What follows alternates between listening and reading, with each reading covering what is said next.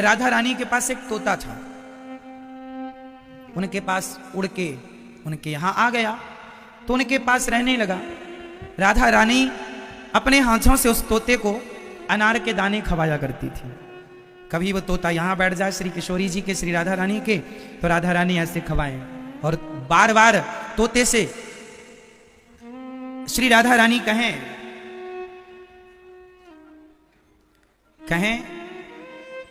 पुत्र पुत्र कृष्णम पठ वत्स, कृष्णम पठ, मतलब राधा रानी उससे तोते को खवाती जाएं और कहती जाएं, बेटा कृष्ण कहो, बोलो श्री कृष्ण, बोलो श्री कृष्ण, श्री कृष्ण। अब तोते को राधा रानी दाना खवाएं अनार का और बोले बोलो श्री कृष्ण। अब तोता सीख गया, बहुत दिनों तक राधा रानी के पास था। एक दिन पता नहीं तोते को क्या लगा, अब वो तोता श्री कृष्ण जहां जाए, अब राधा रानी को श्री कृष्ण का नाम बड़ा प्रिय, तो जहां राधा रानी बैठे तो सामने बैठ के वो तोता कहता जाए श्री कृष्ण श्री कृष्ण श्री कृष्ण। तो राधा रानी को बड़ा अच्छा लगे, चलो मेरा तोता कृष्ण कृष्ण बोल रहा है, मेरे प्रियतम का नाम बोल रहा है, अच्छा लग रहा है। एक दिन तोता उड़ गया, ये घटना है बरसाने की।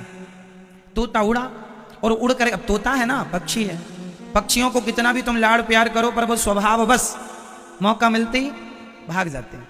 उड़ते उड़ते वो नंद महल आया, नंद भवन में, वहां बाउंड्री पर आकर बैठा और वहां भी बोले श्री कृष्ण श्री कृष्ण। तो जो भगवान श्री कृष्ण के सखा थे, उन सारे सखाओं ने सुना, कह रही ये तो भगवान का नाम ले रहा है श्री कृष्ण। तो उन्होंने चुपके से जाल बिछाया और उस तोते को पकड़ लिया।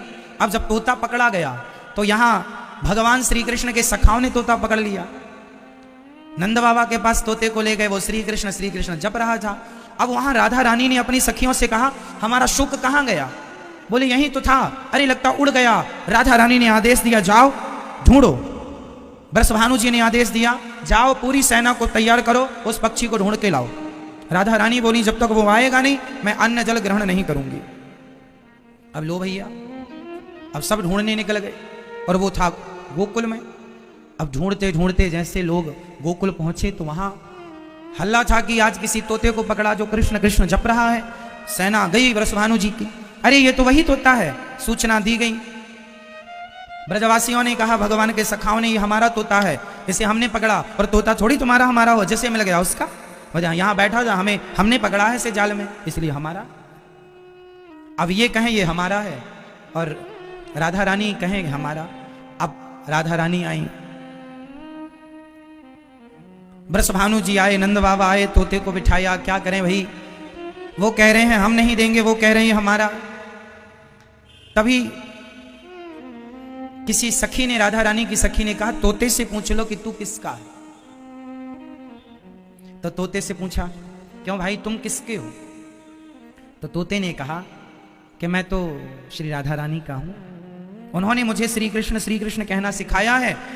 कृष्ण नाम की दीक्षा मुझे श्री राधा रानी ने दी है, इसलिए राधा रानी मेरी गुरु हैं और मैं उन्हें गुरु मानता हूं, उन पर उनका मुझ पर अधिकार है। तोता राधा रानी के पास चला गया। अब फिर राधा रानी के पास वो तोता रहने लगा। एक दिन क्या हुआ कि भगवान श्री कृष्ण बरसाने चले गए। उस समय ये तब की बात है जब भगवान छोटे से थे। तो भगवान गए तो बृषभानु जी की और नंद बाबा जी की अच्छी दोस्ती थी, तो इस नाते से भगवान वहां भी जाते थे, वो यहां आती थी, ये वहां जाते थे। राधा रानी और श्याम सुंदर का मिलन ऐसे ही होता था, तो एक दूसरे के साथ खेला करते थे, छोटे से थे। तो आज राधा रानी ने श्याम सुंदर से कहा, आज हम लुका छिपी खेलते हैं आपके साथ, ठीक है? तो भगवान बोले अच्छा तुम छिप जाओ। तो राधा रानी ऐसी जगह पर छिपी जहां राधा रानी को ढूंढ पाना बड़ा कठिन था। अब भगवान ढूंढ रहे थे, पहले श्याम सुंदर छिपे थे तो राधा रानी ने ढूंढ लिया था। अब की बार राधा रानी छिपी तो श्याम सुंदर, कहां हो राधे, कहां हो, कहां हो? पूरे में ढूंढा, अब नहीं ढूंढेंगे तो हार जाएंगे, क्योंकि खेल तो ऐसे ही होता। तो श्याम सुंदर ने तोते से कहा, क्यों, तुझे तो पता होगा ना, तू ही बता कहां छिपी है। तो तोते को तो पता था, उसने बता दिया वहां पर जाओ, वहां पर छिपी हुई है।